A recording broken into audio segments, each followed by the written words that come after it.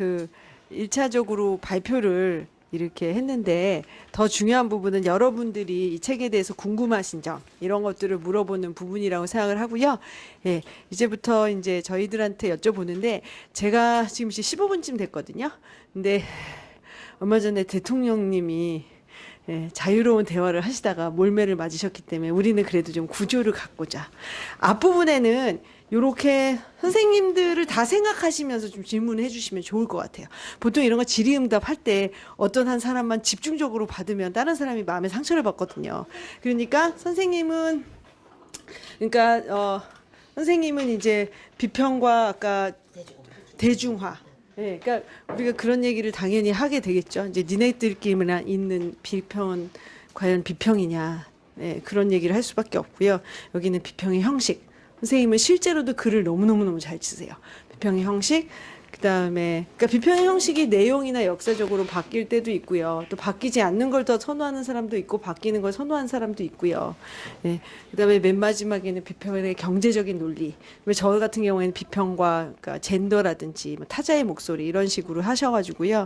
조금 골고루 질문을 해주시는 부분을 한 적어도 30분 이렇게 좀 쓰고요. 그다음에 나머지 뭐한 5분에서 10분 정도는 좀 전체를 아우르는 질문 요렇게 할 텐데요. 하다가 그냥 빨리 전체를 아우르는 질문으로 가는 것이 좋겠다 하면 제가 또 그렇게 넘어가도록 하겠습니다. 그러면 질문을 조금 해주세요. 네. 그러니까 이제 아까 비평이 대중화에 대해서는 하실 부분이 많으실 것 같은데요. 저는 이렇게 딱 부탁을 드리기도 해요. 네. 부탁을 드립니다. 비평화 대중화에 대해서 어떻게 생각하세요? 왜 오셨어요? 네, 왜 오셨어요? 이게 이제 좋은 일이라고 생각합니다. 네, 좋은 일인데 좀 잡으시고요. 좀 더 설명해 주세요. 그러니까 여기 왜 오신 거예요? 대표님이세요, 대표님. 다른 쪽으로. 그럴까요? 네. 그러면 여기는 작가분이랑 기획도 하시는 걸로 알고 있는데요. 제가 질문 드릴게요. 네. 저한테요? 네, 신원쌤이 워낙 하시다가 실은 너무 발표 준비를 많이 해주셨잖아요. 네, 제가 이렇게 마이크를 드릴게요. 그러니까 비평의 대중화 이런 얘기 해줬을 때 어떤 생각이 드셨어요? 이렇게 시작을 해야 돼요.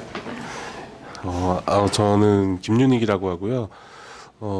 비평의 대중화. 그러니까 전 대중화라는 얘기가 나오면 이렇게 탁 머리가 하얗게 되는 그런 게 있어요. 대중화 너무 어려워서 어떤 부분을 그러니까 대중이라는 어떤 대상이 되게 항상 막연하게 던져지잖아요. 저는 이제 개인 작가로도 활동하고 공간을 운영하기도 하는데 공간을 운영할 때 특히 그런 생각을 많이 하게 돼요. 이 전시를 누가 보러 올까? 이 보러 오는 어떤 타겟 대상? 뭐 보통 저희가 이제 뭐 뒤에서는 이제 공간 지원금이라든지 제도 지원 얘기도 하셨는데 제도에서 많이 쓰는 말이 이제 타겟이잖아요. 뭐 어떻게 모객을 하고 어떤 타겟을 둬서 전시를 만들어야 이게 계속 지속성을 가질 수 있냐 이런 걸 저희에게 질문을 많이 해요. 거기에 대해서 항상 답을 해야 되는 거고요. 그 답을 쓸 때마다 그런 고민을 하거든요. 비평가들도 그런 고민을 하겠구나라는 생각을 저는 이번 기회에 더 하게 됐어요. 과연 우리가 어떤 대중의 어떤 설정을 어떻게 끌어낼 수 있을까? 어느 날 갑자기 내가 책상 위에서 대중 이렇게 하면 떠오르지 않으니까 그런 그 설정들을 어떻게 해 나가고 계신지 그 설정을 할 때 그 설정을 하는 게 어떻게 보면 대중화에 한 걸음 다가가는 어떤 방향인 것 같기도 하고요. 그래서 비평하시는 저희 작가 혹은 운영자로서의 대중성에 대해서 고민하는 것과는 또 다른 어떤 접근이 있을 것 같다는 생각도 들고 그런 부분을 좀 더 얘기 들어보면 어떨까 이런 생각이 드네요 갑자기. 고맙습니다. 그냥 저는 아무도 안 물어보겠지 생각을 했는데 아이고 고맙습니다. 근데요 그게 또 다시 제가 제일 좋아하는 그 이론가가 니클라스 루만이라서 또 저는 맨날 니클라스 루만만 노래를 부르는데요. 그 사람이 그 아트 앤 랭귀지라는 그 개념 미술가들의 행사에 초대가 되었고 그 사람 현대 미술에 그것도 개념 미술이 어떻게 이렇게 작동이 되는가를 직접 다행히 돌아가시기 전에 볼 수가 있었어요.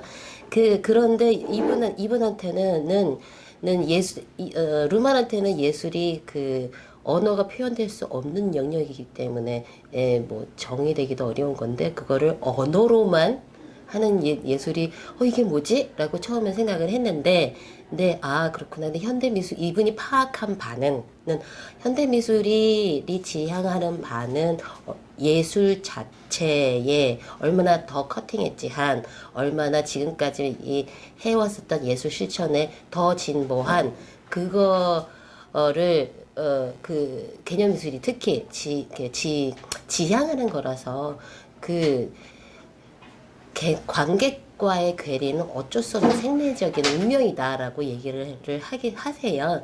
근데 정작 우리가 글을 쓰거나 아니면은 미술 실천을 하거나 아니면은 미술 작품을 만들 때에는 더 나은 예술을 하겠다라는 생각을 하지 그냥 다른 걸 하겠다라고만 생각하지는 않기도 하고 그리고 뭐 승자 독식 뭐 그런 신자유주의 그런 것 때문에라도 누가 얼마나 더 커팅 엣지하는 사람이 내가 될 수 있느냐라는 생각밖에 할 수가 없는 사회적 여건이기도 한 것 같아요. 그래서 이래저래 작품을 발표를 하지만 더 에소테릭한 더 뭐라고 해야 돼? 더 어려운 예술을 할 수가 있는 사람이 내가 될 수 있을 것인가만으로도 벅찬 거예요. 그런 기본적인 조건이 되게 어려운 거는 같아요. 그래서 저도 그냥 실험을 하는 거지, 실험을 하고 있는 거지, 어떻게 될지 결론 저도 못 내고 있지만, 그러한 기본적인 시작점부터가 그렇다라는 답변을 드리고 싶고요. 오히려 조종환 선생님께 질문을 하고 싶은데, 여기서는 저희가 피하실 수 없으시죠? 뭐, 글쎄요, 그러니까 그 아카데믹한 비평을 관련된 책을 썼다면 선생님이 갈무리에서 출판을 하겠다는 말씀을 안 하셨을 거라는 생각도 들기도 하고 그리고 갈무리에서는 잘 모르겠지만 노동자를 타겟을 한 건지 아니면은 랑쉐르가 말하는 목 없는 자를 타겟을 하셨는지 모르지만 익명의 어떤 시인들을 출판을 하시기도 하잖아요. 그래서 오히려 그런 비평적인 목소리, 모든 사람이 얘기하는 비평이 아니라 다른 목소리를 내는 걸 보신 것 같아서 여기 더 대중화에 한 말씀 해주실 수 있지 않을까라는 생각이 들었습니다. 대중화라고 하는 말이 민주화. 대중화라는 말이 그게 우리가 저는 문학을 전공을 했었기 때문에 원래 그 20년대 중반 이후에 30년대 정도 되겠네요. 그 문학의 대중화 혹은 뭐 비평의 대중화 이런 표현들이 많이 나오고 창작 방법의 대중화 이런 표현도 사용이 되는데 대중화라는 말 자체는 사실 좋은 표현 같지는 않아요.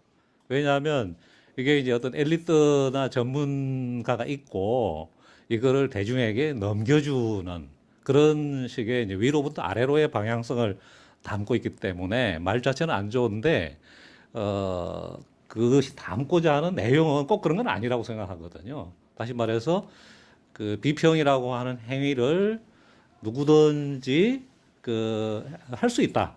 또 할 필요가 있다라고 하는 그런 취지를 함축하고 있다고 생각하기 때문에 그거는 꼭 위로부터 아래로라고 하는 방향성에 구애받는 것은 아니지 않는가 그렇게 생각을 하고요. 우선 비평이라고 하는 그 말 자체가 저는 이제 영어에서 보면 크리티시즘인데 그 말은 크라이시스, 그러니까 위기라는 말하고 긴밀하게 상관이 되어 있다고 생각해요. 그러니까 결국 크라이시스라고 하는 건 어떤 하나의 지속이 이렇게 분화되어 나가는 분기점, 나누어짐, 그거를 의미하는 것이고 결국 비평한다라고 하는 거는 하나의 작품에 대해서 뭐 칭찬하거나 비난한다거나 그런 행위를 하는 것보다는 하나의 창작이 주어졌을 때에 이 창작이 다르게 분화되어 나고 다른 흐름을 만들어낼 수 있는 길을 열어주는 행위라고 저는 생각을 하거든요. 그랬을 때에 대중, 그러니까 많은 사람들이 누구든지, 저는 이제 다중이한 표현을 많이 썼는데, 다중이 비평을 할 수 있다고 하는 것은 누군가가 그 발언한 것에 대해서 순응하고 그냥 받아들이는 그런 차원을 넘어서 이 각자가 자기 나름대로의 그 어떤 사유의 길을 열어나갈 수 있는 그런 능력을 갖춘다는 의미이기 때문에 지금까지 우리 사회에서 끊임없이 이제 수동의 위치를 강요받아왔던 그 당사자들이 능동적인 그런 주체로서 나설 수 있는 그런 계기가 주어진다라는 의미에서 저는 아까 좀 좋다고 생각합니다. 이렇게 말씀을 드렸어요. 근데 이제 우리가 이제 출판사에서 그 마이너리티 시선을 아까 이제 언급을 하신 것으로 생각하는데 그 똑같은 이유에서 저는 모든 사람이 비평가가 될 뿐만 아니라 모든 사람이 신이 될 수 있다고 생각하고 이미 되고 있다고 저는 생각을 하거든요. 마이너리티 시선에 실리는 그 출판되는 책들의 경우에는 뭔가 프로페셔널하게 전문 이력을 가진 사람들의 시집이라기보다는 생활을 하면서 시를 쓴 분들이 그냥 노동 현장에서 일을 하신다거나 또 지난번에는 그 물레예술공단의 그 작가분들 같은 경우에는 근데 미술하는 분, 또 음악하는 분 이렇게 다양한 그 직업 영역에 속해 있는 분들이 틈틈이 이제 시를 써가지고 이 시들을 시화전으로 이렇게 먼저 하고 그 다음에 시집으로 엮어낸 케이스에 속하거든요. 그래서 누구나 다 시심을 가지고 자기 자신을 그 표현할 수 있는 그런 능력을 갖고 있고 그것이 다른 사람들에게 굉장히 큰 공감을 준다고 생각하기 때문에 이런 걸 우리가 이제 출판한다. 출판이라는 말이 대중화라는 뜻이죠. 퍼블리싱 한다고 하는 거는 대중에게 알려준다는 말이기 때문에 알려서 이렇게 이 저자라고 우리가 부른다면 너무 권위적인 느낌이 드는데 시를 쓴 분들의 느낌과 생각을 공유하는 그런 환경을 만들었으면 좋겠다라고 생각을 했고요. 이번에 이제 비평의 조건 요 책을 내신 것에 대해서 저는 마찬가지로 생각을 합니다. 이게 어찌 보면은 비평의 비평 같은 그런 방식으로 개입을 하는 거잖아요. 비평가들에 대한 취조문이고 또 일종의 신문이기도 한 건데 이런 방식으로 해서 이 비평이 취조 당함으로써 비평계라고 하는 것이 비평가한테 딱 이렇게 강요하는 어떤 고정된 메커니즘을 한번 질문하게 하고 그걸 깨뜨릴 수 있는 기회를 제공하는 차원에서 굉장히 중요한 책이 아닌가 그렇게 저는 생각을 했고요. 되려 지금 한번 물어본다면은 이거 같다. 그러니까 좀 신은재 선생님이 지금 다중지성의 정원에서 그 세미나를 하시는데 그림 읽기 세미나를 하세요. 지금까지 이제 다지원에 단 한 번도 개설된 적이 없는 독특한 유형의 세미나로 생각을 하거든요. 그러니까 이게 전시회를 같이 보러 간다거나 그림을 같이 감상을 한 연후에 그냥 혼자만의 느낌이나 생각으로 갇혀지질 않고 이거를 서로 모여가지고 이렇게 토론할 수 있는 그런 기회를 갖는 것으로 생각하는데 이런 게 비평의 대중화하고 갖는 그런 관계가 뭔지를 좀 질문을 드려보고 싶습니다. 그러면 비평의 대중화에 대해서 다시 질문을 선생님한테 하시는 것 같은데 간략하게만. 예, 그다음에 이제 옆 선생님들 아니면 선생님 해주셔도 되고 선생님도 해주실 수 있는 부분이 네, 있을 것 그게 더 같아요. 재밌을 것 같아요. 먼저 질문을 하셨으니까 아까 하는 얘기의 반복이거든. 제가 말이 설명이 잘 안 됐군요. 그러니까 소통이에요. 그런 식으로 다중이 이 미술을 바라보는 어떤 시각들 선생님들이 마이너리티 시선을 출판하는 것처럼 그렇지만 그것이 출판이라는 형식을 형식에 얹히셨다면 저는 서로 말을 하는 그 시츄에이션에 그것을 담았다고 생각을 합니다. 더 구체적으로 또 그런 예를 들어 비평계와 일반인들 그다음에 구독자를 늘려야 되는 현실적 이런 문제들 속에서 어떤 판단들 뭐 하셨나요? 경제 논리 때 제가 빼먹은 부분인 것 같아요. 지금 생각해 보니까 그 독자 문제, 독자가 늘리는 것과 대중화는 굉장히 밀접한 것이고, 사실 저희도 고민을 많이 했던 문제거든요. 저희 피드백 중에 이런 것도 있어요. 미술 세계가 굳이 그런 일반 대중을 독자로 상정하는 이유를 모르겠다. 어차피 이 논의들은 대학원생 정도는 된 논의들 아니냐. 그냥 그런 거 쳐내고 가라라고 저희한테 말씀하신 분도 있었는데, 그런 독자도 있는 것 같긴 해요. 분명히 어떤 특정 선생님의 글, 어떤 특정 주제의 글이 실리면 책이 더 많이 팔리긴 합니다. 100권에서 한 200권 정도. 그러니까 사실 경제적으로 의미가 없는 숫자인 거죠. 그래가지고 저희는 그래서 대중화가 필요하다고 되게 뼈저리게 느끼고 있었고요. 몇 가지 문제도 있죠. 기존에 뭐 아까 말씀하신 병신체라고 해서 미술 사투리라고 할 수 있는 거죠. 어떤 고등교육을 일정 이상 받은 분, 뭐 문학이라든가 어떤 다른 문화 분야에서 공부하신 분도 미술 평론 읽기 힘들 때가 있어요.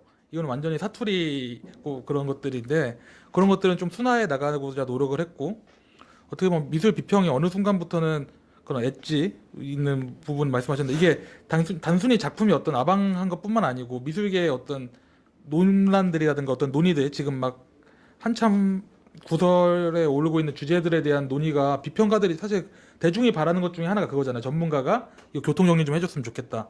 근데 이런 것들에 대해서는 오히려 비평가 분들이 침묵하는 경우가 많고, 그런 것들을 저는 살리려고 편집장으로서 만약에 좀 몸을 사리시는 비평가 분들한테 이게 제가 이렇게 꼬드겨가지고 글도 쓰게 하고, 그래서 또 문제가 생기기도 하고, 막 이번에 뭐 박근혜 대통령을 누드로 풍자했다가 했던 거에 대한 그림이 찍혔잖아요.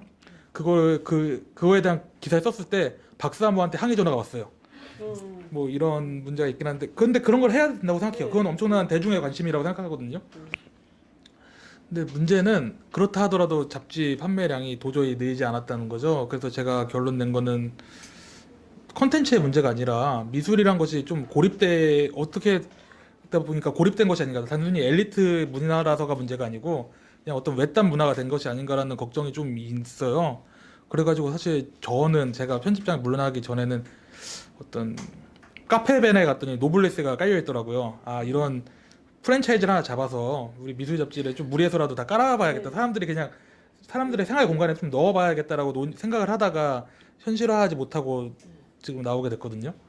이런 것들에 대해서는, 그래서 제가 무슨 말을 하고 싶은 걸까요? 대중화. 예, 좀 대중화를 위해서는 노력을 좀 지금 다 아는 분들이 독자랑 필자랑 겹치는 이런 상황을 벗어날 필요가 있다는 데는 동의를 합니다.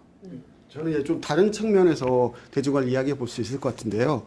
사실은 대중들이 어디에 있냐면 인상주의 정도까지밖에 안 있어요. 그 이후에는 뭐 모더니즘, 인상주의 모더니즘이 하겠지만 그 이후에 포스트 모더니즘 이런 거에 대한 이론이나 어떻게 나왔는지에 대해서 전혀 알지 못하는 상황이죠. 그런 상황에서 국립현대미술관 서울관 가서 이런 작품을 보면 모르는 거예요. 흥미도 없고 재미도 없죠. 실제 포스터 모델 정말 재밌거든요. 미니멀리즘도 나온 거, 팝아트 나온 것도 엄청 재밌고, 미니멀리즘이 어떻게 나왔는지 그 역사적 사례를 보면 정말 재밌는 일들이 많고, 그게 어떻게 파생되는지 알면 정말 재밌는데 모르는 거예요. 왜 모르느냐? 교육이 잘못된 거죠. 예.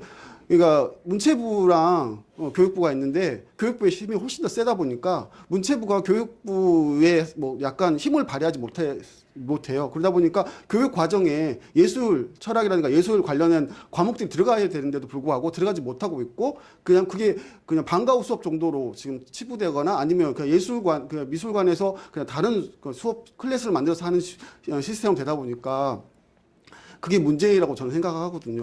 분명히 이제 과목 안에 국영수뿐만 아니라 예술 철학이라든가 예술 관련된 현대미술 특별히 그런 게 있다면 훨씬 더 소양이 높아질 것이고, 그런 소양을 가지면 현대미술을 이해하고 볼 수 있을 텐데 그게 안 됐기 때문에 지금 결과적으로 이렇게 대중화가 어렵지 않을까라는 생각을 많이 하고 있습니다. 예, 저 어느 정도 짧게만 정리해 주시면. 어느 정도는 동의하는 게, 서울시립미술관, 국립현대미술관 블록버스터 전시들은 또 사람들이 적게 오는 게 아니거든요. 수십만 명 단위가 오는데 그것들이 어떤 비평계로 흡수되지 못하고 있고, 오히려 지금 일민미술관에서는 그 짤방전이라고 해서 현대미술을 조롱하는 게 차라리 낫다라는 그런 메시지를 주는, 저는 좀 불쾌한 전시도 있고, 그 어떤 좀 소통할 수 있는 그런 교육이라든지 아니면 기존 비평가들의 어떤 창구가 더 필요하지 않나라는 데 동의를 합니다. 이 부분은 워낙 또 재밌는 얘기니까, 근데 좀 저희가 질문 받고 또 나중에 얘기해 보도록 하죠. 아주 간단한 질문이긴 한데 비평의 대중화라고 했을 때 그냥 대중화 얘기 지금 하는 거 아닌가요? 그리고 자연스럽게 넓은 주제로 가면 또 우리는 넓은 주제로 네. 헤매는 거죠. 그러니까 그러니까 현대미술의 대중화를 먼저 생각하게 되고 그러다 보면 예를 들면 대림에 엄청 비예술인이 엄청 많이 가고 예술과 디자인, 뭐 사진, 네. 패션 잡지 이런 것들 대림에서 하는 전시들 그러다 보니 어쨌든 대중들이 많이 가서 보고 그래야 이제 비평이 또 나올 거 아니에요. 그렇고 뭐 인스타라든지 이제 이런 걸로 전시를 직접 보지 않고 그런 매체를 보고 나서도 마치 본 것 같은 그런 그러니까 저도 아무래도 조금 뒷세대고 30대 초반이나 20대 작가들의 경우는 인스타 같은 걸 굉장히 잘 운용하고 그걸로 또 관객들을 많이 또 불러들이고 그래서 저는 근데 이러한 지점에서 그러니까 대림미술관이라든지 인스타나 이런 거에서 약간 우려의 어떤 느낌을 제가 가지고 있어요. 그런데 이 지점에서 그러니까 특히 비평은 이제 그 이후에 또 보고 나서 또 생겨나는 거니까 밀접하게 연관됐다고 생각했는데 어떤 그걸 바라보셨을 때 어떤 우려 혹은 아니면 저와는 다른 어떤 견해를 가지고 계신지 궁금해요. 네. 네. 그게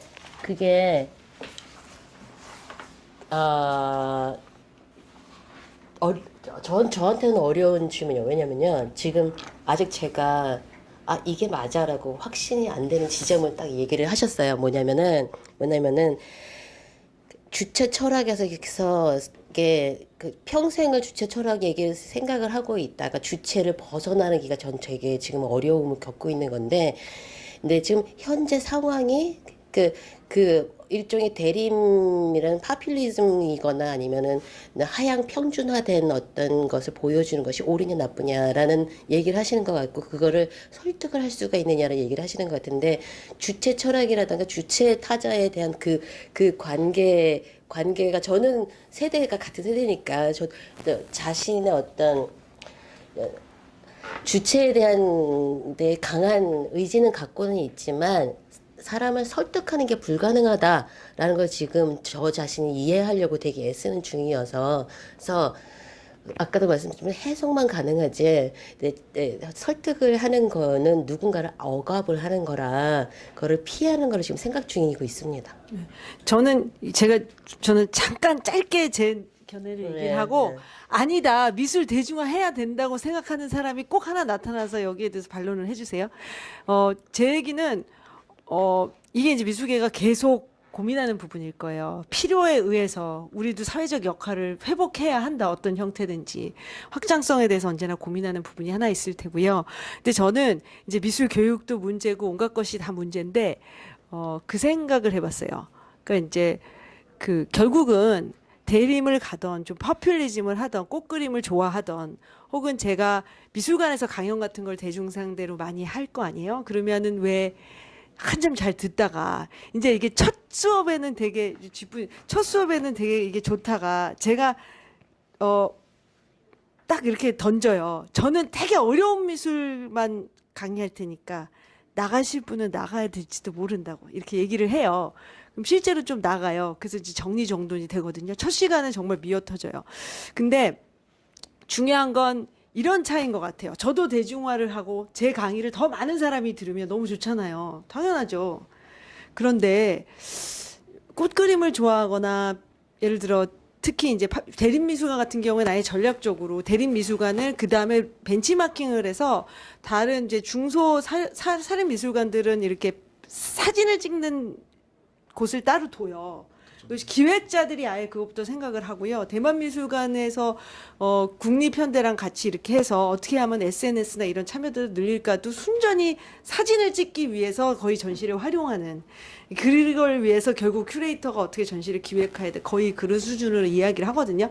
근데 이런 걸 봤을 때 단순히 안타까운 것보다도 결국은 예술로부터 원하는 게 다른 것 같아요. 그러니까 이제 예를 들어 꼭 그런 건 아니지만 아주머님들이 꼭 그런 얘기를 하세요. 왜 나는 네가 하는 이런 어려운 미술만 봐야 되냐. 꼭 제가 하는 질문이 있거든요. 아니 근데 선생님, 근데 지금 아주머님이라고 보통 뭐 사모님 하여간 예, 따님이요 미대를 나왔어. 근데 우리나라에서 살아나려면 작가들이 되게 좋은 데 유학을 가야 되거든요. 그래서 저기 바다 건너서 막 뭐 카라츠면 카라츠 예일이고 막 하여튼 돈을 다 긁어 모아가지고 유명 유학을 갔다 왔어요. 그러면 이제 그럼 어디서 전시를 해야 될까요? 그러면 국현에 전시를 해야지. 그래도 그러니까 어머님은 그 그림을 이해를 못 하셔도 따님이 어머님이 이해를 하실 수 있는 그림을 하면 좋을까요? 제가 그러거든요. 아, 이게 사람 사는 세상이래. 그래서 그렇지 않을까요? 그러면은 그럼 굉장히 아방가르드 해질 텐데 내가 원하는 그림을 해야 되니까 유학을 갔다 온 딸을 아방가르드로 에서부터 꽃 그림을 그리는 영역으로 가져오게 하실 건가요? 이제 그런 질문을 해요. 그러니까 이게 아무리 국현미에 전시하는 작가들의 부모님들이 대부분 작업을 자기 아들 딸들 작업을 이해 못하는 경우가 굉장히 많을 텐데, 그러니까는 제 생각에는 미술이 어떤 역할을 해야 되냐에 따라서 각기 다른 사회적 그룹들이 다른 것들을 상정하고 있다는 게 먼저인 것 같아요. 저는 강연 다니면 되게 욕 먹거든요. 근데 욕 먹는데 뭐 되게 욕하진 않지만 제가 이렇게 맞서서 꼭 이美术를 좋아하라고 설득하지 않아요. 저는 절대 설득하지 않아요. 근데 유학을 갔다 왔는데 우리 딸이 국현에 가야지 그 동네에서 꽃 그림을 하면 너무 좋을 것 같은데 그렇지 않은 욕구를 더 많이 갖게 되는 것 같다고. 이 분야에 있다 보면 이 분야에서 또 갖게 되는 욕구가 예술에 대한 욕구가 다르고 또 다른 분야에서 또 예술에 대해서 갖는 욕구가 다 다르니까 욕구가 다르니까 예술을 달리 규정하니까 당연히 엘리트적인 예술이라고 보이는 것도 실은 우리는 엘리트라고 생각하지 않고 이래야 더 재밌어. 새로운 미술을 해야 우리가 좀 외국도 갔다 왔고 우리는 새로운 걸 들었어. 우리 사회에 좀 새로운 미술을 갖다 줘야 되는 하는 그룹이 있냐 하면 나는 지금 이제 동호회 하시는 분들은 이제 리타이어 하셔서 난 내 표현을 하고 싶어. 막 이런 분들도 있잖아요. 제가 연예인 작업도 비평해달라고 한 적이 있는데 그 연예인들은 대부분 집에 그냥 가만히 있잖아요. 근데 제가 느낀 건 표현 욕구는 굉장히 많은 사람들이에요. 그럼 그 사람이 생각하는 정의하고 있는 예술이 또 다를 것이기 때문에 그 사람하고 아방가르드 하라 그럴 수는 없으니까. 그래서 그런 다른 욕구들이 존재하는 그 상황에서는 저는 그냥 그렇게 얘기하거든요. 꽃그림 좋아하시고 트로트 좋아하고 힙합 다 괜찮아요. 근데 욕구가 다른데 막 영국에서 유학 갔다 와서 막 힘들게 하냐고 너 꽃그림 그려야 돼 대중화 이럴 수는 저는 없을 것 같거든요. 이렇게 얘기하거든요. 되게 어려운 문제. 파이가 다르다고 얘기할 수 있을까요? 그러니까 파이가 다른데 솔직히 그거는 우리가 대중화까지 생각하면 파이라는 건 보통 그 권력 구도에서 얘기하니까 일반 관람객 입장에서 꼭 파이 내가 지금 이렇게 관람객 전 세계의 구조가 뭐 문체부가 상정하고 있는데 10만 명인데 나는 이 파이를 차지하고 있어 이렇게 문화 전체적으로 생각하기는 힘들 것 같아서. 근데 제가 하여튼 이번 주에도 수요일 날 서울대 미술관을 가긴 했는데 막 설명을 잘 해드리는데 그러나 지금 미술은 너무 소외돼 있어요. 대중으로부터. 그렇게 멋있게 말씀하는 아저씨가 있으셨어요. 그래서 제가 그 아저씨한테 뭐라고 대답을 해야 하나. 근데 이게 다 욕구가 다른 거는 확실히 제가 느껴요. 그러니까 실은 지금 말씀하신 대로 제가 팝아트를 목숨을 걸고 이해를 시켜요. 대중한테 목숨을 걸고 이해를 시키는데 이 사람은 미술계의 권력구도나 미술의 정의가 자기 삶에서 가장 중요한 부분이 아닌데 우리가 대중을 끌어올려 그러면 대중들도 그런 고민이 되게 만들어야 되는 건데 그들의 머리 아픈 삶 속에 과연 그거를 그들의 되게 중요한 쟁점으로 만들 수 있느냐. 그러니까 어디까지 생난리를 쳐야 되지? 막 이런 그런 고민에 빠져요. 네.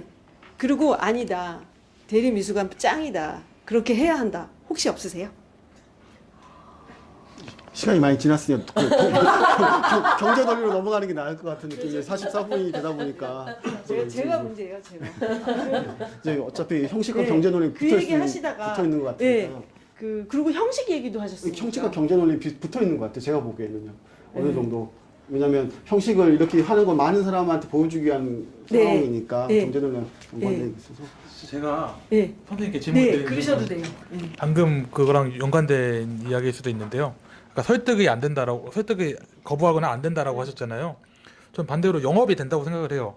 영업이란 말을 쓰시는 분들 모르시는 분도 있을 텐데 내가 좋아하는 거 상대방 좋아하게 만드는 거잖아요. 결국에 설득이란 것이.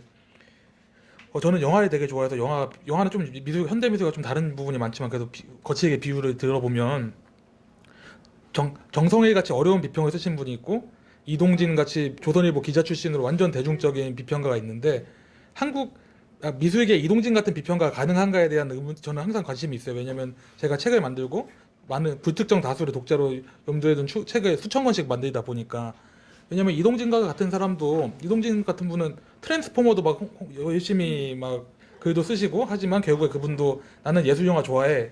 너희들 이 영화만 보지 말고 요거보다 조금 어려운 좀 더 그 영화사에 대한 맥락이 필요한 요 영화도 보고 요 영화를 보다가 보면은 칸 영화제에서 왜 이 영화에 상 주는지 알게 될 거야. 이런 식으로 자꾸 이렇게 끌고 오려고 하는 욕망이 글에 분명히 있거든요.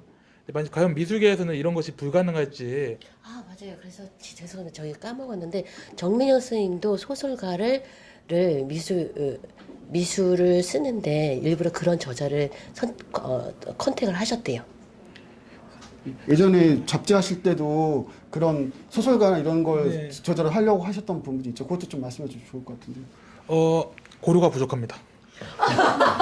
그리고 이제 그러니까 이동진 얘기를 하시니까 이렇게 이제 LG U+라든지 이런 대기업과 합쳐져서 그런 욕망들은 계속 있어 왔죠. 뭐 네이버도 그렇고 아마존이 미술 시장에 침투한다 뭐 그런 얘기도 있어서 한때 2000년대 후반에 그런 거 했었었어요. 아까 선생님 말씀하신 대로 이 홍대 앞에 있는 갤러리들이 그 싸이워드 이런 데서 사람들 모아서 인사동에 있는 전시 같이 돌아다니는 그런 그러니까 작은 몸짓들을 했고 그다음에 그 친구가 그게 끝날 때쯤 G마켓이랑 같이 연결해서 미술 시장을 하려는 그리고 이제 인터넷에 이미지 올려놓고 사람들 투표하게 하고 뭐 그런 건 미술에서도 실제로 있어요. 근데 이제 이게 지금 말씀하신 실질적인 영업으로 그러니까 적어도 사람들로 하여금 미술 작업을 다양한 미술 작업을 그러니까 꽃그림 말고 다양한 미술 작업을 자주 보게 할 수 있는 기회를 확충할 수 있는 경제적 여건이나 뭐 그런 네트워크가 가능할까 그 질문일 것 같은데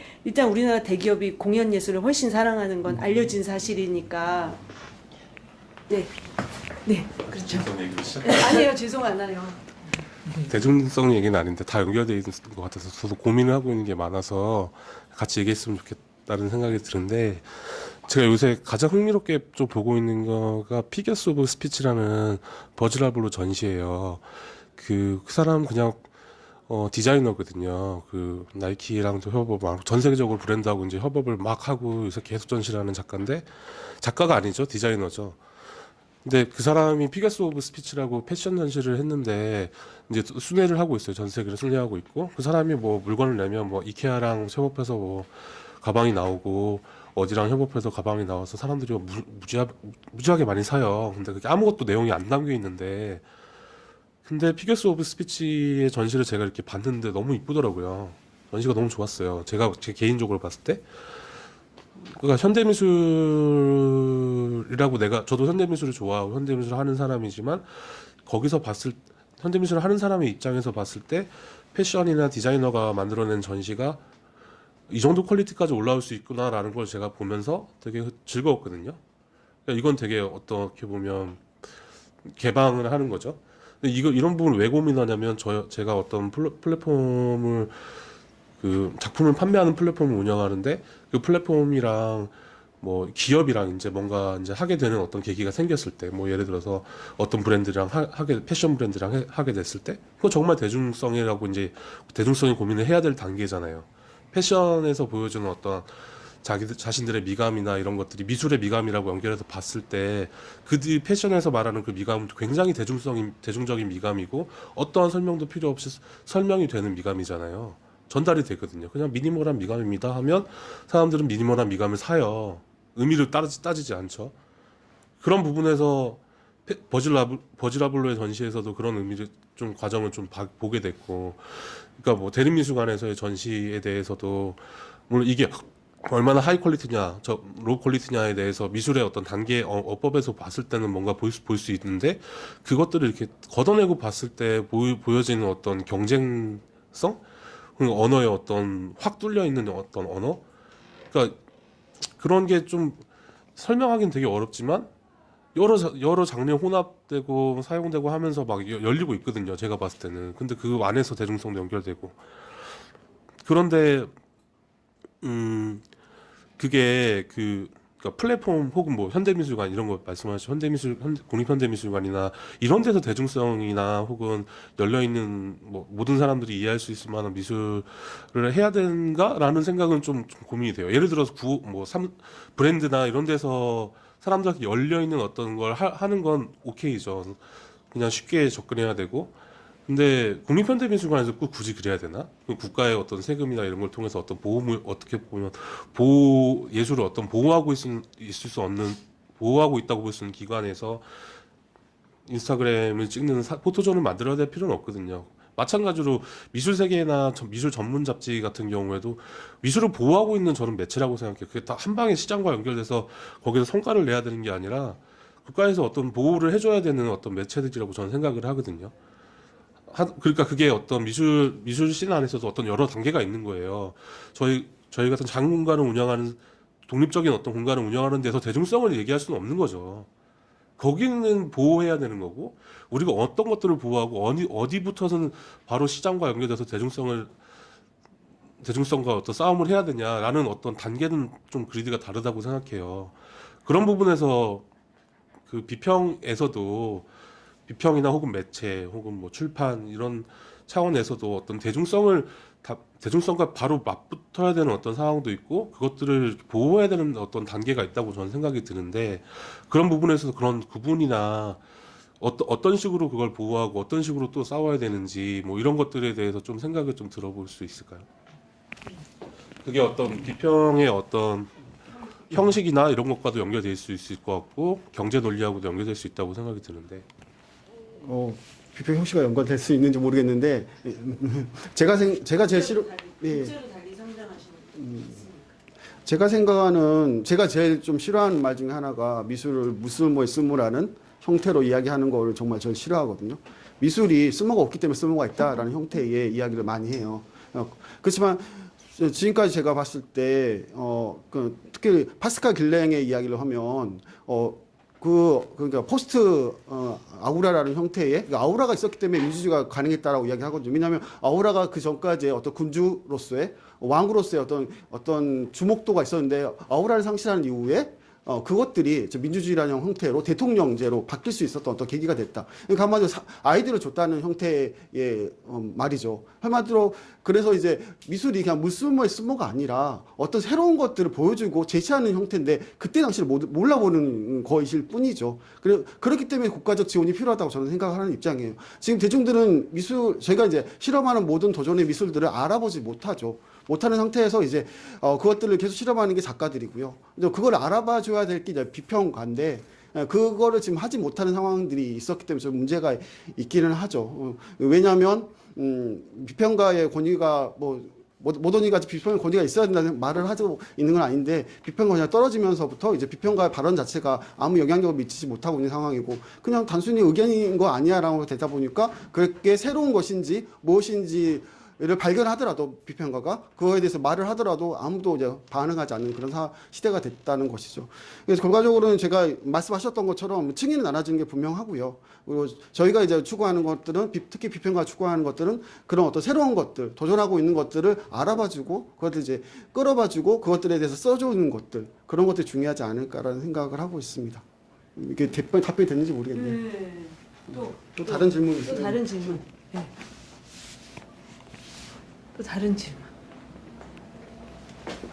저는 그냥 들으면서 그 생각도 들었어요. 그러니까 이렇게 저는 굉장히 실용주의적인 사람이니까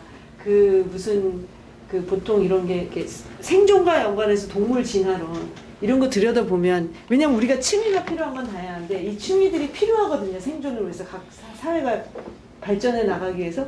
근데 이제 어떤 식으로 작동하냐에 따라서 우리가 그 취미를 그냥 둔다기보다는 물론 두는 사람 두고 파는 사람도 있지만 실제 생활에서 이 분야를 사회적으로 경제적으로 이끌어 나가기 위해서는 거기에 대한 것도 좀 생각을 해봐야 되지 않을까? 예, 그런 생각이 들었었어요. 왜냐하면 개방성도 되게 중요해요. 그게 동물 진화론 같은 거에 있으면 그러니까 층위가 있으면서도 층위가 일종의 그러니까 개방성으로 한 시스템이 다른 시스템으로 넘어가는 상황에서 층위가 있는 건지 원래부터 그렇게 다당제가 좋은지 그런 거에 대해서 되게 여러 논의가 있어서 이것도 그냥 편안하게 층위가 다양하면 좋다고 해서 끝날 문제는 아닌 것 같은 생각이 들기는 해요.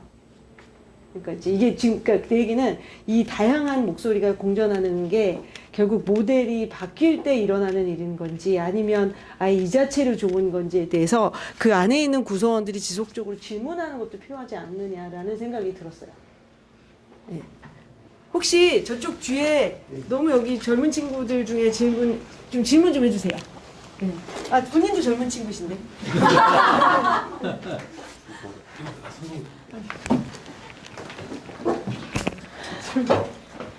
질문 좀 누가? 네, 뭐 궁금하신 거 아무거나 뭐 너무 네. 무겁지 않은 것도 괜찮습니다. 마이크를 잡으신 분이 하셔야 돼요. 왜냐면 이영준 선생님이 그래서 마이크를 잡으면 자기 과시에 그렇지 않거나 본능이다. 글쎄요. 그 소리는 안 나는데 그냥 녹음만 되는 거예요. 얘기를 해야 될지는 잘 모르겠는데 약간 대중화라는 그 단어라고 해야 되나요? 그 개념이 조금 그 얘기를 하시다 보면 이렇게 두 가지로 이렇게 나뉘는 것 같아요. 미술의 민주화 아니면 뭐 비평의 민주화라든지 그러니까 뭐 자기가 자기 얘기를 하고 싶은 얘기를 하고 이제 그것이 서로 받아들여지고 이제 논의가 이제 부드럽게 되고 그런 것들이 있고 그리고 또 이제 또 다른 뜻의 미술의 대중화는 이제 뭔가 이렇게 엘리트주의적이라든지 아니면 새로운 길을 개척하는 사람들의 어떠한 것들을 이렇게 그 밑으로 전달하는 그런 식으로 좀 나뉘어지고 있다고 저는 생각이 들었고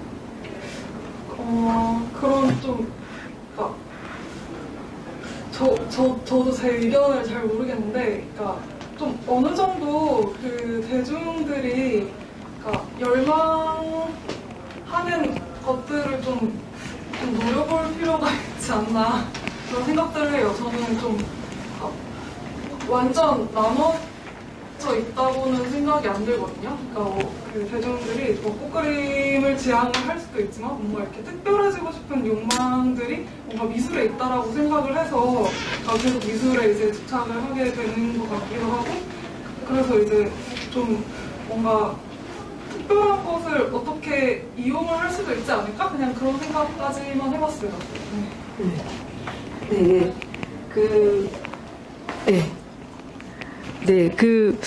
근데 이제 물론 그 안에도 층위가 있겠죠. 꽃그림을 좋아하는 아줌마는 정말 수업을 나가시고요. 이 미술이 뭔지 잘 모르겠는데 끝까지 남아있는 아저씨들 있으니까 이제 욕망이 다양하기는 하는데, 예, 그게 그냥 제가 아까 말씀드린 거는 복잡하더라는 거죠. 왜냐하면 그들이 미니멀리즘을 본다 한들 과연 얼마만큼 자기 시간과 에너지를 거기에 쏟을까. 그러니까 이제 절반의 성공을 성공이라고 해야 될까, 얼마의 성공을 성공이라 해야 될까, 현실적으로 그런 생각도 들긴 했어요. 그러니까 이제 왜냐하면 우리가 대중화를 할 때 이게 이제 그 대중화라기보다도 적어도 좀 넓은 사람들이 미술을 좋아한다고 느끼는 그 부분이 또 출판업자가 느끼시는 부분과 강연하는 사람이 느끼는 순간과 이게 좀 또 미술 시장에서 느끼는 순간이랑 다 다르거든요. 미술 시장이 제일 어렵겠죠. 자기 돈을 써서 혹은 쉬울 수도 있고.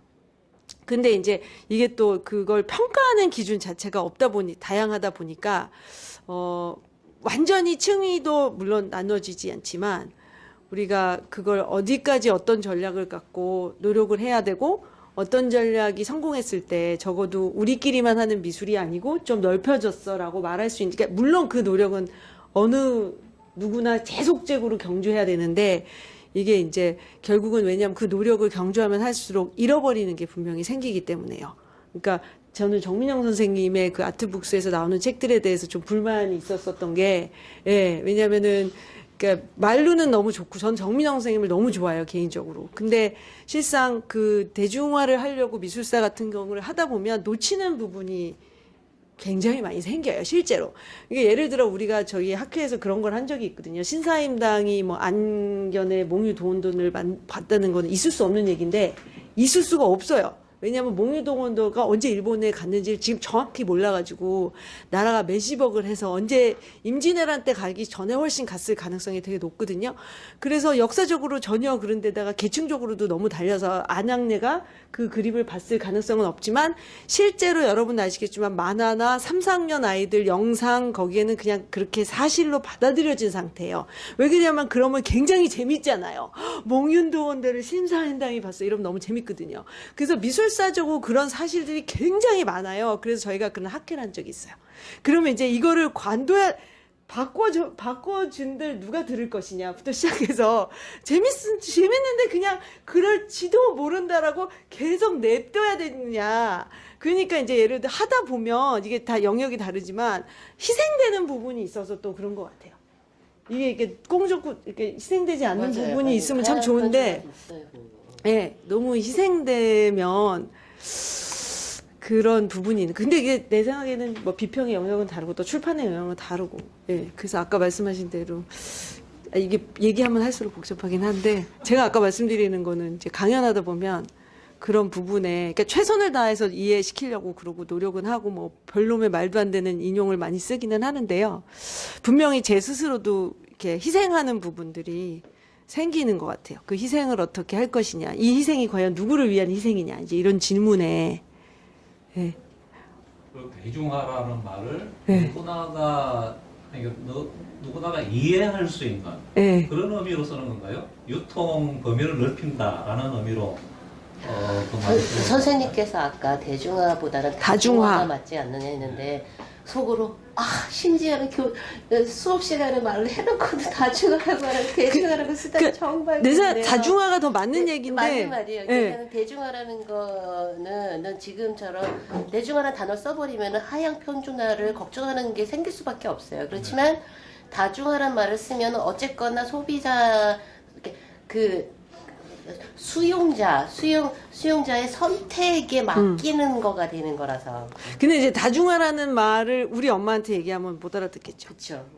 그러니까 이게 언어가 그 영역이 있는 거예요. 틈새가. 그러니까 이제 대중의 영역에 가서 이제 강연을 하다 보면 그 틈새를 막 뭐 온몸을 다해서 하는데 이제 아예 그렇게 꽃그림 좋아해서 나가시는 분은 되게 편해요. 저한테 고민을 안 주시니까 저는 그냥 계속 그걸 보시면 되니까. 아니, 괜히 그런 거, 괜히 미술사들은 머리 아프다고. 근데 이 중간에 있는 사람들을 어디까지 끌어야 할까. 그리고 그러신 분들이 되게 똑똑한 질문을 많이 하세요. 예술의 소외라든지 막 그런 단어를 쓰는 상태에 이미 뭐 나는 아또 단또나 그런 사람들을 절대로 인용하지 않아요. 그 사람들이 어렵지 않음에도 불구하고. 근데 제가 한 다음에 그분들이 되려 저한테 인용을 하세요. 그러니까 왜냐면 그 질문을 통해서 그 사람 수준을 알 수 있기 때문에 저는 인용을 하지 않아요. 왜냐하면 제가 인용을 해버리면 반쯤은 아주 어렵나 보다 이런 신분이 생기기 때문에 인용을 하지 않고 저는 컨셉트만 이야기만 하는데 그리고 곧바로 그 다음에 질문이 올 때 그 사람들이 이제 들어오신 것들이 이렇게 닿는데 언어 선택도 마찬가지인 것 같아요.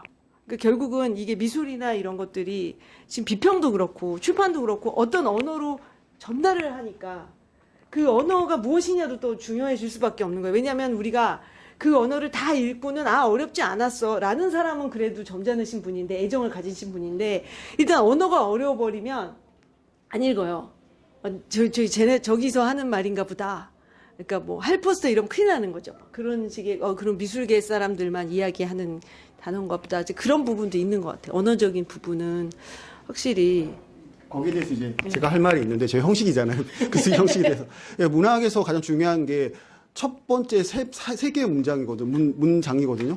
그 중에 가장 중요한 첫 번째 문장이거든요. 첫 번째 문장을 읽고 그 다음을 읽을 것인가 말 것인가 결정을 하고 그 다음에 이제 세 번째 문장까지 읽고 이거를 읽을 것인가 말 것인가 고민을 하게 되는데 미술피용 그런 고민을 안 하는 걸 제가 너무 많이 봤기 때문에 저는 첫 번째 문장 가장 중요하게 생각하고 있고요. 그러다 보니까 아시다시피 뭐 첫 번째 문장을 모아서 만든 책들도 있잖아요. 그런 것처럼 이제 글쓰기 형식에서 그 사람을 어떻게 끌어들일 것인가, 그거 첫 번째 문장을 어떻게 재밌게 읽을 것인가에서 고민을 많이 하고 있는데 그런 부분들이 어떻게 보면 뭐 형식의 부분도 있을 것이고 대중화의 부분하고도 연관될 수 있는 부분이 아닐까라는 좀 생각도 들게 됩니다.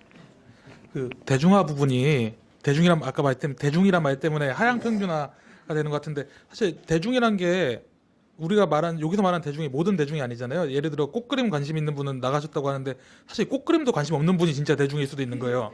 그러니까 강연에 찾아오신 분은 이미 대중이 아닌 거죠. 그렇기 때문에 저희는 어떤 각자의 입장에 따라서 예상 독자, 예상 관람객을 둘 수밖에 없고 그게 대중이 되는 거라고 생각을 하고요. 그걸 늘리고자 하는 노력인 거지 저희가 모든 사람에게 이해시키겠다, 모든 사람을 끌고 오겠다라고 생각하시는 분은 여기 없을 것 같아요. 그리고요, 모든 분? 그럼 꽃그림을 관심 없는 분까지. 그 사람의 초이스라고. 예. 그리고 제가 생각하는 거는 아까 비평가라고 하는 거는 비평가라는 그 역할, 직구는 자기의 입장이 어떤 입장이든 상관이 없지만 자기의 입장을 상대방에게 어떤 기준점이 돼야 된다고 생각을 해요. 그렇기 때문에 어떤 대중들의 입장을 총합이 내 발언이 되는 거는 비평가로서의 자격이 아니라고, 어떤 입장이 아니라고 생각을 합니다. 대신에 내가 갖고 있는 것은 대중의 입장과 별개로 자신의 좋은 것, 자신이 옳다고 생각하는 것이 있는데 자신의 예상 대중들에게 그 단어라든가 문장을 통해서 가능한 끌고 오게 하는 그런 노력이 되게 중요한 것이지 않나. 대중화라고 했을 때 마치 무슨 상업적으로 모든 걸 하려고 하는 그런 의미로 사용되지는 않는데 자꾸 그쪽으로 흘러가게 되는 것 같아요. 대중이라는 단어가. 좀 그런 부분을 말씀드리고 싶었습니다. 마지막 질문. 선생님이 대답해 주실 수도 있을 것 같은데. 아이고 죄송합니다. 오케이. 아이고 아프다. 저희가 5시가 다 돼가긴 한데요. 마지막 이게 마지막 제안 질문 뭐 그런 거가 아닐까 싶은데요. 5시가 다 됐는데도 아무도 페미니즘에 대해서 얘기를 안 해요. 아, 페미니즘이요? 아니 그거에 대해서 어떻게 생각하세요? 왜 우리는 그게 관심이 없을까요? 네, 질문에 페미니즘에 대해서 질문 좀.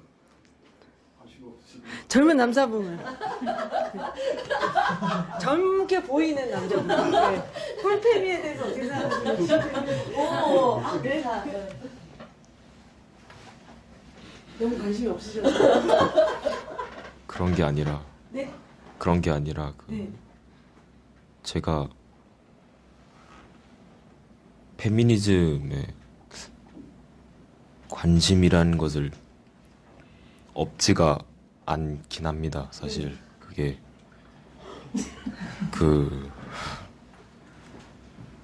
주로 제가 페미니즘이라고 했을 때 그런 페미니즘이라는 표현보다는 여성과 관련 이슈라고 할까요? 페미니즘의 이슈라고 하는 편이 나을 것 같습니다. 아니, 젠더 이슈라고 해야 그게 더 나을 것 같은데 그런 이슈들을 보는 곳이 이제 주로 페이스북이나 아니면 그렇게 보는데 이렇게 이슈를 처음 접하게 되는 매체라는 게 전 되게 중요하다고 생각이 됩니다. 그러니까 그 어떤 동일한 이슈라고 하더라도 그것을 어떤 모 매체에서 보느냐 아니면 어떤 다른 매체에서 보느냐 아니면 어떤 사람이 그것에 대해서 이런 일이 있었고 이것에 대해서 나는 이러이러한 일이 생겼다 아니면 이런 식으로 이런 이슈에 대해서 보도를 하는 언론의 행태는 말도 되지 않는다라는 식으로 이제 그런 것들 비판을 하는 형식으로 또 이슈를 소개하는 그런 언론들이 있는데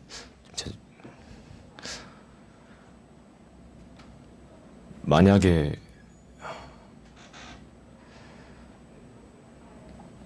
그렇다면 예술과 페미니즘의 관계에 있어서 그러니까 그런 사회 현상이라고 더 정확하게 표현을 해야겠지만 어디가 주체인지는 예술가가 자신의 작품에서 표현을 하는 것이고 그리고 아무리 예술가가 그렇게 유도를 했다고 하더라도 그런 어떤 의도하는 마음을 가지고 있다고 하더라도 그것이 어떻게 의미가 되는지는 또 그런 예술 작품들을 보는 비평가들의 시선이나 아니면 그런 비평가들의 시선과는 별개로 그것이 그 예술 작품이 작가의 의도와는 또한 또 별개로 이제 대중에게 어떤 식으로 보여지고 느껴지게 되느냐가 또 그게 또 있는 것 같습니다. 그래서 작가가 아무리 자기의 작품에서 나는 어떤 여성주의에 아니면 나는 어떤 젠더에 관해서 그 어떠한 말도 하지 않았다, 어떤 것도 의도하지 않았다라고 하더라도 언어라고 하는 것이 그 사람에게 물론 그 사람의 생각과 마음 그 사람이 고유한 것이지만 그 사람의 언어는 그 사람에게 고유할 수가 없는 것이고 오히려 그 사람이 어딘가에 있기 때문에 그러니까 어떤 것에 대해서 그 언어라고 이룰 수 있을 만한 것에 그 사람이 다가갔기에 즉 네, 그럼 네. 질문을 간단히만. 네. 그 지금 의견을 말씀해 주세요. 사실 저도 마이크를 받은 입장이라 질문 왜냐면 이제 마지막에 제가 간단하게 그 얘기랑 같이 대화하듯이 얘기할 거예요. 아니면 더 얘기하시고 싶으신 분? 따로 없습니다. 전 저도 되게 들으러 온 동의해요. 선생님이 말씀하신 거에 되게 동의하고요. 그냥 제가 그러니까 예를 들어 요새는 연구에 대해서도 그런 얘기를 하거든요. 왜냐하면 연구자가 굉장히 객관적이어야 된다는 거에 대해서 심지어 사회학에서도 그 부분을 노출하기 시작해요. 예를 들어 우리가 사회의 모집근에서 연구하면 뭐 20대 뭐 가리봉동에 있는 사람한테 물어봤다. 막 이렇게 설문지 조사를 할 때 하잖아요. 근데 이제 점점 연구하는 사람의 네 정체성도 거기다 넣으라는 시점으로 가요. 그렇잖아요. 제가 가리봉동 아줌마랑 물어보는 거랑 안쌤이 가리봉동 물으면 다를 거 아니에요. 우리가 일단 표정도 다를 테고 저는 잡아먹을 듯이 그러니까 다를 거란 말이에요.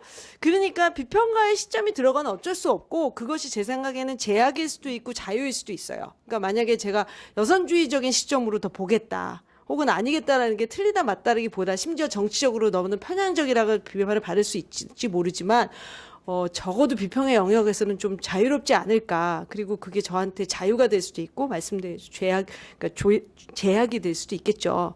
그래서, 기다 아니다가 아니라, 그런 면에서 해석의 여지가 저는 있다고 생각하고요. 그 다음에 다른 레이어로 아까 작가의 의도에 대해서 말씀을 하셨는데, 그 작가의 의도에서부터 비평가들은 스스로 자유로워지려고 노력을 하겠죠.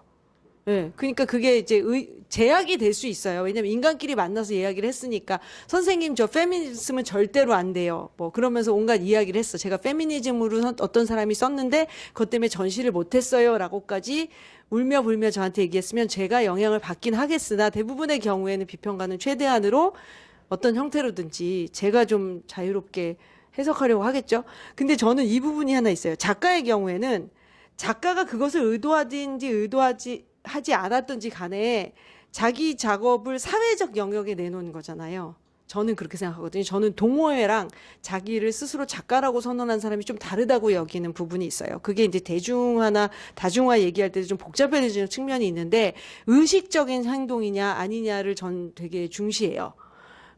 그러니까 왜냐면 의식적으로 하지 않은 동호회 아줌마의 작업에 대해서 제가 굉장히 진지하게 그가 그 작업을 구현했었던 목적이 자기의 실현이라든지 어떤 면에서 자기의 어떤 삶에 대한 다른 방편이었다면 굉장히 미술계의 잣대를 가지고 제가 논하는 거는 무의미하거나 그 상대 양자한테 다 도움이 안 된다고 생각하지만 적어도 어떤 작가가 그 시스템을 암묵적으로 이해하는 관계에서 저는 절대적인 예술의 정의는 없다고 생각하는 입장에 가깝기 때문에 그러면 어떤 예술계라는 사회적 메커니즘 안에 자기의 작업을 던져놨을 때는 그것이 사회적 어떤 역할을 하고 그것에 대한 다양한 해석이 가능할 수밖에 없는 다시 말해서 이 작업이 사회적 역할을 하는 거죠. 무기물이지만 그런 거는 서로 열려놔야 된다고 생각해요. 그래서 말씀하신 대로 내가 여성이라고 해서 이 작업을 했던 아니면 젠더 이슈를 다뤘던 안 다뤘던 간에 그것에 대한 그 작업이 그 작가로부터 약간 분리돼서 그 스스로의 삶을 저는 살아야 된다고 생각하기에 물론 개인적으로는 내 작업을 왜 이렇게 썼냐라고 화낼 수 있으나 그래도 어느 정도 자율적인 그 작업의 삶과 죽음을 작가로부터 분리시킬 수 있는 그러한 자율성이 있는 것이 비평적 활동을 가능하게 하는 성숙한 사회가 아닐까. 가능한지 모르겠지만 정치적 논쟁도 전 마찬가지라고 생각해요. 그것이 좀 더 자율적인 하루아침에 이루어진다고 생각하지 않는데 예, 정치적 의견과 마찬가지로 어떤 것에 대한 젠더적 이슈를 가지고 해석하는 것 자체도 약간 완벽하게 자율성을 가질 수는 없겠죠. 하지만 그것을 그대로 두는 것은 여러 사회적 메커니즘에 의해서 이루어지는데 특히 작가 입장에서는 그거는 일단은 좀 해야 되지 않냐. 네, 저는 정말 너무 수고했기 때문에. 네, 사회를 저한테 맡기시는 게 하여튼 너무 오늘 이렇게까지 예, 끝을 멋있게 맺기 위해서 정말 갈뮤리 출판사님이 출판사가 되게 도와주셨고요. 그리고 무엇보다도 이렇게 좋은 자리를 마련해 주셨고, 그리고 끝까지 남아서 이렇게 토크도 해주신 거 전 너무너무 감사하고요. 특히 오늘 참여해 주신 특히 뭐 저희 책을 프로모트하고자 참여했지만 예, 여기 정말 백 편집자님을 앞으로 잘 기억해 주셨다가 예, 그가 앞으로 미술계에서 활동할 때 막 무조건 좋아요를 눌러주시기를 예, 부탁드립니다. 감사합니다. 네, 네, 네. 네. 예, 저희 책 편집해 주신 김정현 선생님께도 정말 감사드립니다. 네. 네, 수고하셨습니다. 감사합니다. 예. 제가 이번에 그 책을 내면서 그 병신체라는 말에 대해서 좀 고민을 하게 됐거든요. 그래서 그게 보그 병신체라는 그 패션 칼럼니스트가 패션 칼럼을 비판하는 어떤 사람의 그 말이었더라고요. 그래서 이제 전방위적으로 쓰이고 있는데, 근데 그렇게 하고 나서 이제 제가 뭐 SNS나 이런 걸 보면은 저한테 이제 그 말이 되게 상처가 될 수 있는 사람 패친들이 굉장히 많은 거예요. 그래서 그거를 느끼고 이 말을 쓸 때 의식적으로 좀 해야 되겠다. 이거는 아니다. 그러니까 비하를 누군가를 하는 그런 말이니까 네, 그렇게 생각을 해서 이 자리에서 공유하고 싶었습니다. 네. 감사합니다. 오늘 와주셔서 감사합니다. 가셔도 됩니다. 이제. 감사합니다. 네, 감사합니다.